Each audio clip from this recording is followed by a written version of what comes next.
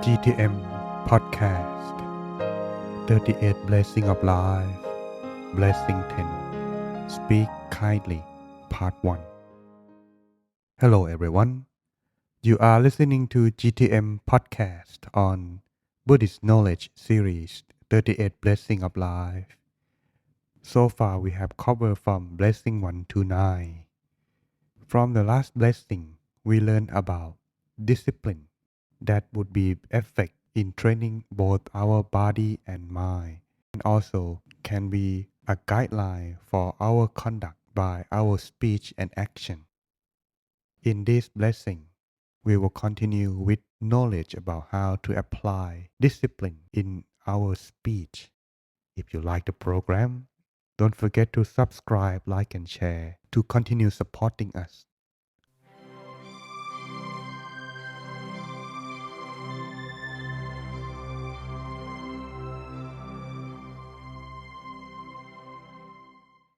Introduction. Some might think the words coming from our mouths are relatively unimportant when compared to the artfulness in knowledge, application, and usage discussed in previous blessing of this grouping. However, when it comes to making oneself useful to society, one cannot avoid communicative skills for team building and for passing one's knowledge to others. 1. Buddhism founded on the tenet of correct speech. Furthermore, it is only due to the care taken in communicative skills that the Buddha's teaching can have been passed down across the space of 2,500 years to the present day and still inspire people. Words can be true, but they may not be pleasant to listen to. If words are both true and polite, the ancients said that they were both worth listening to and also worth hearing. If words, apart from both true and polite, were also useful, the ancients said that such words, apart from being worth believing and worth hearing, are also worthy of respect. It is hard to find any religion which analyzes speech to such depth. 2. Verbal karma easier to produce than physical karma. If you compare the possibilities of doing and saying good things, you find that the possibilities for good speech are almost unlimited, more than what we can do with the body. You can really do many more good deeds with your speech than your actions, or if you make the mistake of doing evil, you can do much more evil with your speech than with your body. This is the reason why the Buddha had to give the art of speaking its own separate blessing, because of all there is to be studied. 3. Why one mouth is ample. Without understanding the principle of artful speech, we are wont to say too much. The people of old would teach small children the way to look at yourself in the mirror. They would say, "Don't go looking at how beautiful or handsome you are, because before long, old age will rob you of all these things. Take a good look at your own face. You will notice that even though your eyes have only one function, to look, nature has given you two. You will notice that even though your ears have only one function, to hear, nature has also given you two. You will notice that even though your nostrils have only one function, to breathe, nature has given you two. However, your mouth has two functions, to eat and to talk, but nature has given you only one mouth. It is as if nature is telling us to use our mouth in moderation, not to eat too much and not to say too much.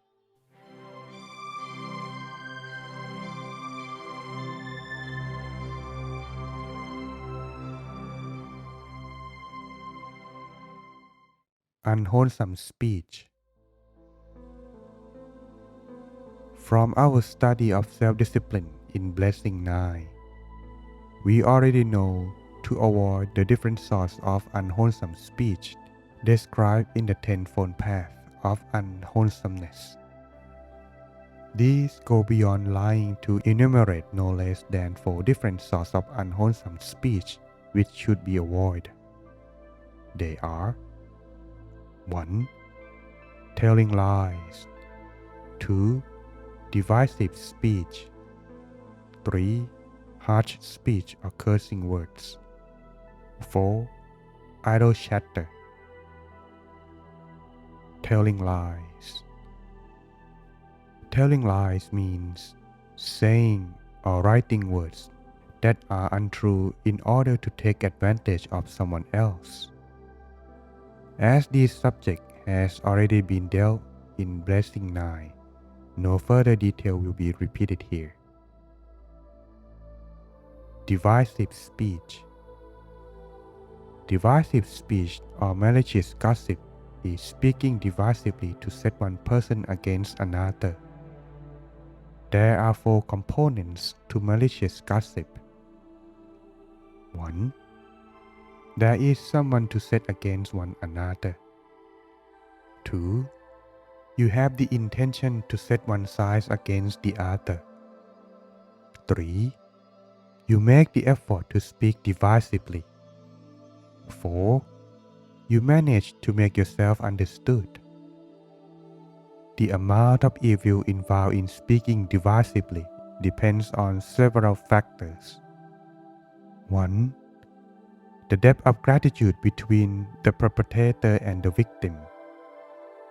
If you speak in such a way as to cause your own parents' marriage to break up, or to set up your teachers against another, or to set one monk against another, the evil will be very heavy.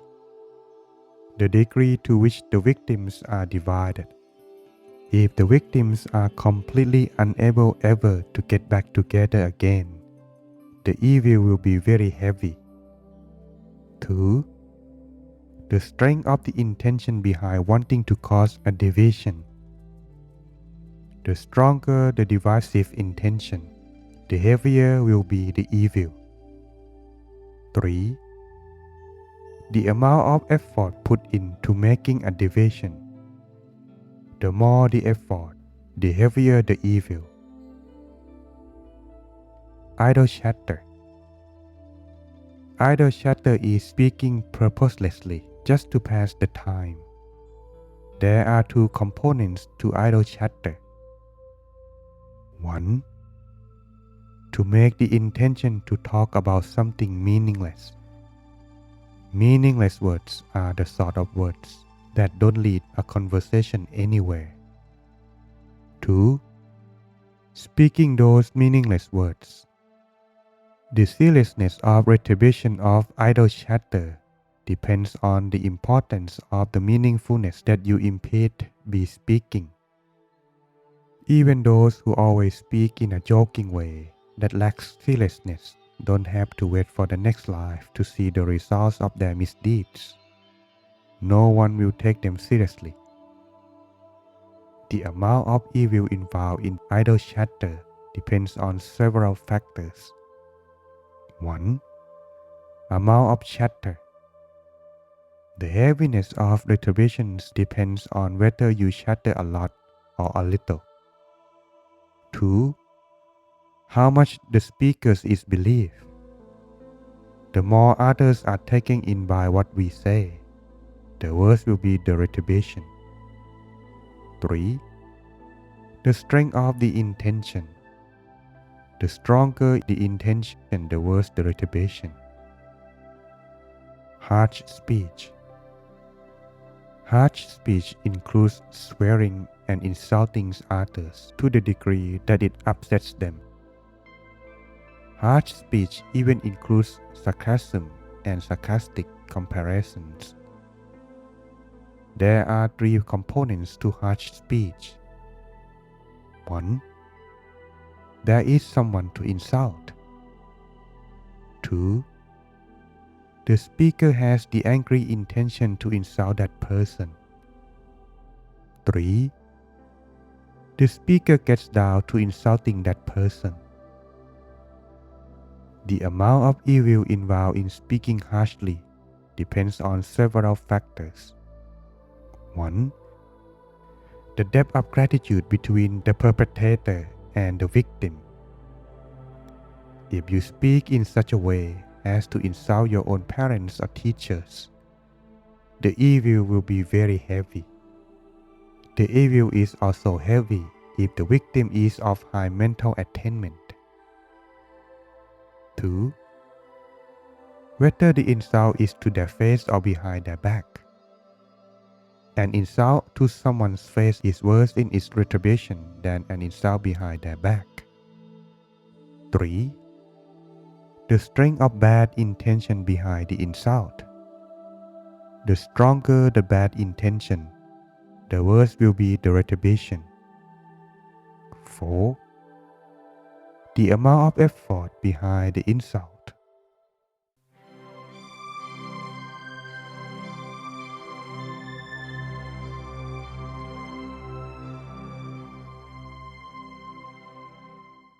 Retribution of insulting those of virtue. There are 11 forms of disaster befalling monks who unfathomably verbal abuse others who have already attained the stage of sainthood. 1. Failing to attain the due mental attainments. 2. Falling away from the previous mental attainments. 3.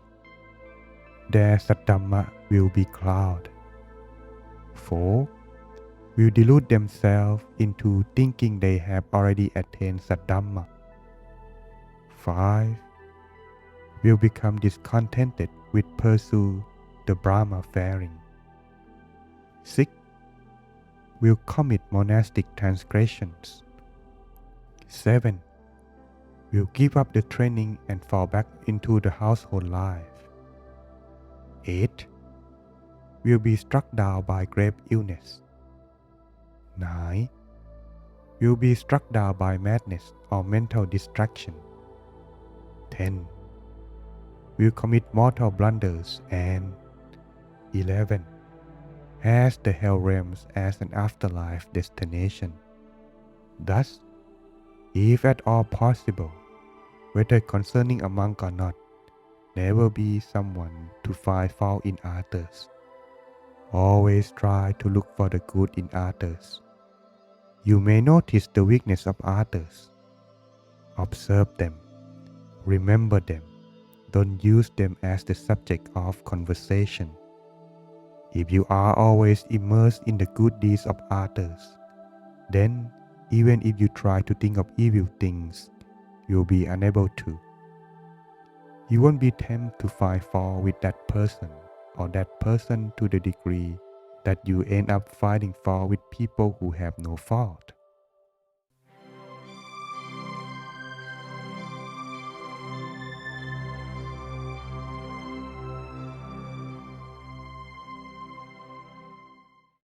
Disadvantage of saying too much. Most people in the world believe that they are men of principle. However, when it comes to speaking, many find that they just say what they feel like.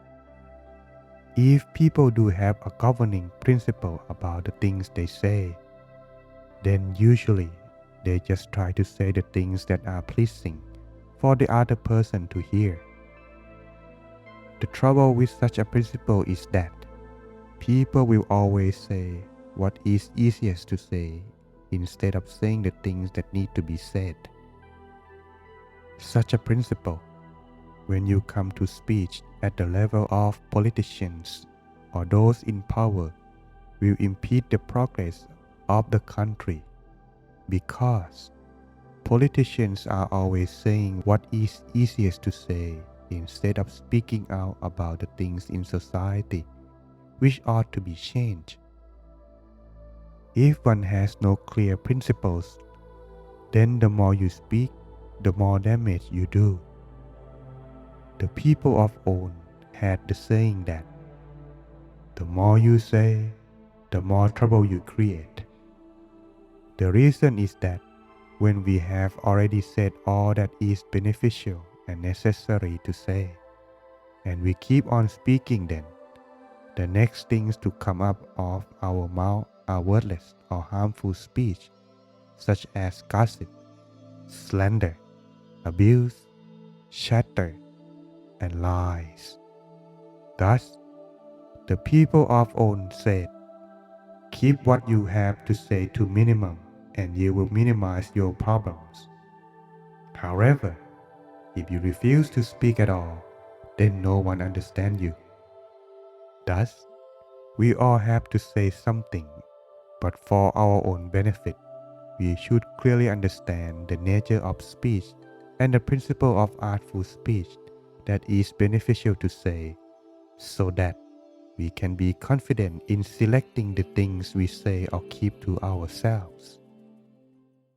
Thus, everyone, this is an introduction to how we can speak kindly or artfulness in speech, so that way it can improve the quality of our life through how we say and communicate with others. We will continue in the next part, which is artful speech. What is it, and how can it help improve our way of communication to others?